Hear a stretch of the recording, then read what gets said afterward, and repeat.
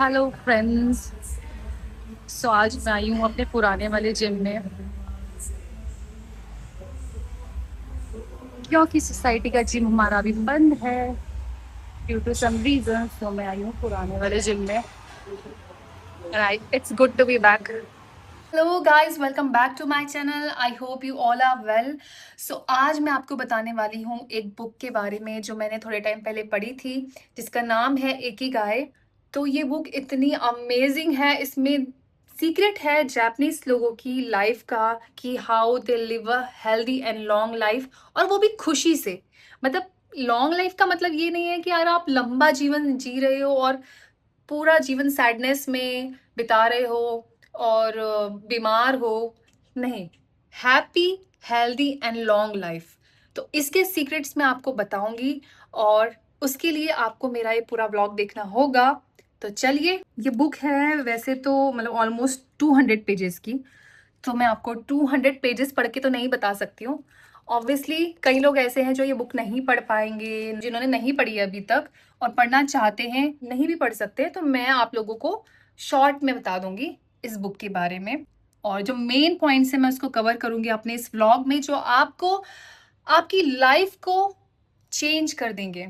आपको बता देती हूँ, जो लोग मुझे पर्सनली जानते हैं दे नो कि how I am very careful about my health and what I eat. मतलब ऐसा नहीं है कि मैं सब चीज़ हेल्दी खाती हूँ, बट मैं बहुत चूजी हूँ खाने को लेके। तो इसलिए बता रही हूँ क्योंकि ये भी एक रीज़न है, the secret of long and happy life, कि आप क्या खा रहे हो। आप जितना क्लीन खाओगे, जितना अच्छा खाओगे, वो आपकी बॉडी में, आपके फेस में, आपके माइंड में भी दिखेगा। इंडिया में क्या है, हम लोग बीमार होते हैं, दवाई खाते हैं, बिना दवाई के हम लोग ठीक भी नहीं होते। ये हमारे दिमाग का भी खेल है कि यार अगर हमने दवाई नहीं ली तो हम ठीक ही नहीं होंगे। तो इससे अच्छा आप लोग दवाइयों को भी अवॉइड करो जितना हो सके, क्योंकि दवाइयाँ जो है वो फ़ायदे से ज़्यादा नुकसान ही करेगी। आने वाले टाइम में आपकी बॉडी को इतनी हैबिट हो जाएगी दवाइयों की कि बिना दवाई के आपका कोई पेन ठीक ही नहीं होगा। तो हो सके जितना आप अवॉइड करो करो। हाँ, कुछ चीज़ें ऐसी होती है कि नहीं ठीक हो रहा है तो फिर आप दवाई ले लो। क्या खाना है पूरे दिन में, उसका आप लोगों को बहुत ही ज़्यादा ध्यान रखना है। शुगर जितना हो सके अवॉइड करो, ऑयल जितना हो सके उतना कम करो, और एक्सरसाइज हर दिन कुछ भी हो जाए, आपको आधा घंटा एक्सरसाइज ज़रूर करनी है। चाहे आप वॉक करो, रनिंग करो, योगा करो, जिम करो, कुछ भी, लेकिन एक्सरसाइज ज़रूर करनी है। घर के काम करना, झाड़ू पोछा करना, वो एक्सरसाइज नहीं होता है। एक्सरसाइज करना यानी कि पूरा बॉडी वर्कआउट होना चाहिए। Hi friends, so today is day 2 of Ikigai. So there's something I want to share, like what is written in this book is active mind and youthful body. Both healthy mind and healthy body is connected to each other. It reminds us that both body and mind is important. Having a youthful mind also drives you towards the healthy lifestyle, जो as को slow down कर देता है। और जैसे कि healthy mind होना और हेल्दी बॉडी होना दोनों ही उतने ही इम्पॉर्टेंट है। अगर आपकी बॉडी हेल्दी हो और आपका माइंड ही हेल्दी नहीं होगा तो ऐसा हो ही नहीं सकता, क्योंकि all of our body is connected. हमारा सबसे इम्पॉर्टेंट पार्ट है ब्रेन, जो हमारी पूरी बॉडी को कंट्रोल करता है। पूरी बॉडी की फंक्शनिंग ही हमारे ब्रेन से होती है। अगर ब्रेन में प्रॉपर ब्लड फ्लो नहीं होगा, ऑक्सीजन की कमी होगी, या फिर कुछ भी XYZ इशू अगर ब्रेन में हमारे आ गया, तो हमारी बॉडी वर्कआउट ही नहीं करेगी, हमारी बॉडी को सिग्नल ही नहीं मिलेंगी। तो healthy mind and healthy body is connected. Why it is important to give your brain a workout. हम अपने ब्रेन को कैसे हेल्दी रख सकते हैं?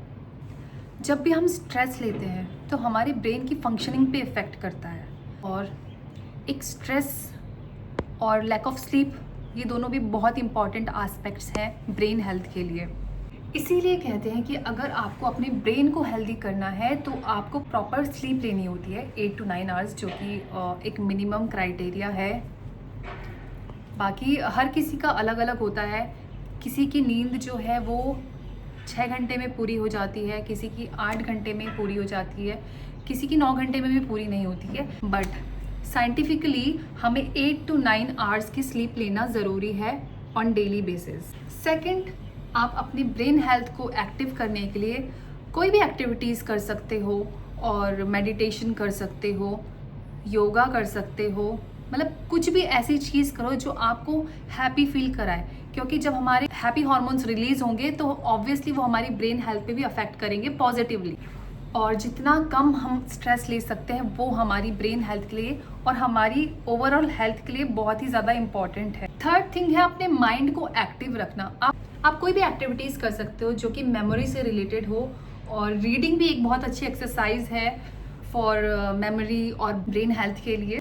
और जब भी हमारी brain health, mind health, body health अच्छी होगी तो वो हमारी एजिंग प्रोसेस को भी स्लो डाउन कर देगा, और जो कि हमारी फेस पे, हमारी बॉडी की स्ट्रेंथ पे, स्टेमिना पे वो चीज़ दिखाई देती है। फिर कोई भी इंसान अगर पूरे दिन बैठा रहता है तो वो आपकी एजिंग प्रोसेस को ऑब्वियसली फास्ट करेगा, क्योंकि आप पूरे दिन सिटिंग प्रोसेस में हो और लाइंग प्रोसेस में हो, तो ऑब्वियसली वो कभी भी आपकी बॉडी के लिए पॉजिटिव वर्क नहीं करेगा। आपको पूरे दिन एक्टिव रहना ज़रूरी है, अपने ब्रेन को एक्टिव रखने के लिए, अपनी बॉडी को एक्टिव रखने के लिए। जितना ज़्यादा आप एक्टिव रहोगे उतना आपकी एजिंग प्रोसेस भी स्लो हो जाएगी। एक्टिव होने का ये मतलब बिल्कुल भी नहीं है कि आप पूरे दिन काम करने में लगे हुए हो। एक्टिव होने का मतलब है कि अपने हाथों को हिलाना, अपने ब्रेन को एक्टिव रखना, पूरे टाइम स्ट्रेस में ना रहना, और कुछ पढ़ना, कुछ नई चीज़ें सीखना,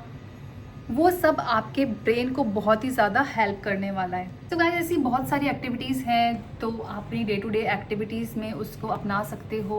जो भी आपको पसंद है, चाहे वो डांस हो, सिंगिंग हो, एक्टिंग हो, रीडिंग हो, राइटिंग हो, व्हाटएवर, तो अगर आप उन चीज़ों में इन्वॉल्व रहोगे अपनी डे टू डे एक्टिविटीज़ में तो वो बहुत ही ज़्यादा हेल्पफुल रहेगा। और इसी के साथ मैं अब इस व्लॉग को करती हूँ एंड। तो आई होप कुछ चीज़ें मैंने ऐसी बताई हैं जो आपके लिए बहुत ही ज़्यादा हेल्पफुल रहेंगी, और ऐसे ही बहुत सारी और भी टिप्स मैं अपने नेक्स्ट व्लॉग में शेयर करती रहूँगी। सो तब तक के लिए bye bye, see you, take care, and I hope you like my vlog. See you with next vlog, bye bye.